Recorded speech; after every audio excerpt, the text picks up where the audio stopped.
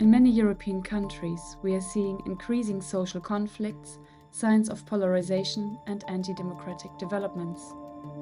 Meanwhile, climate change, migration, and digitalization, to name just a few, are confronting societies with often far-reaching changes.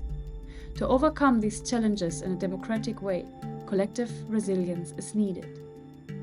We are Society, and our CoSite Lab is one of the 10 pioneering projects working on societal resilience as part of the FutuResilience project. Our aim is to find out what makes societal resilience possible, and for that purpose, we interview researchers and experts.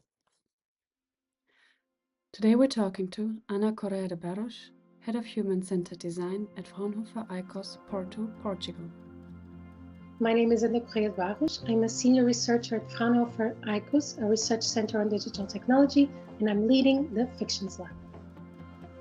How do social conflicts impact societal resilience? In the Fictions Lab, we are looking at two kinds of disruption: technological disruption and skill gaps, in particular in the context of labor and in manufacturing.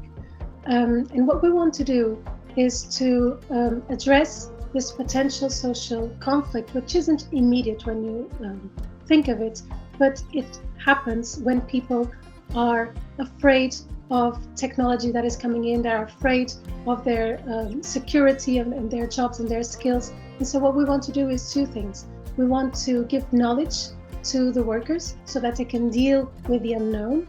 And the second thing is to promote participation so that the worker's voice is taken into account in the design of the future of work with new technologies and new skills. Developing resilience requires openness to change, including unexpected changes, meaning the ability to transform. How do you promote transformative resilience and avoid reproducing pre-existing conflicts? In the Fictions Lab, the first thing we did was to launch a questionnaire to the workers to understand what their fears are and what their attitudes are towards digital technologies that are coming in and towards the skills that they need in their trade.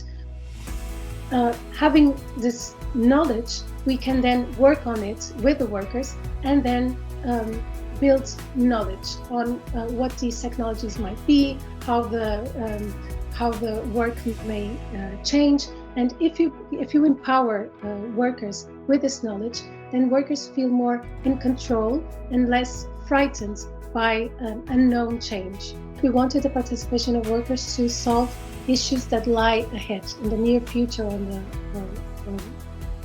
further away. And what we want to do is to have workers engage in what we call speculative design.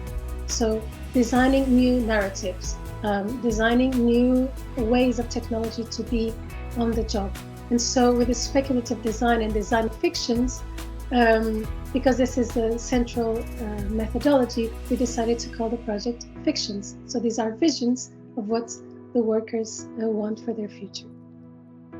Society is part of the first European research project on societal resilience, the FutuResilience project. This project has received funding from the European Union's Horizon Europe Research and Innovation Programme.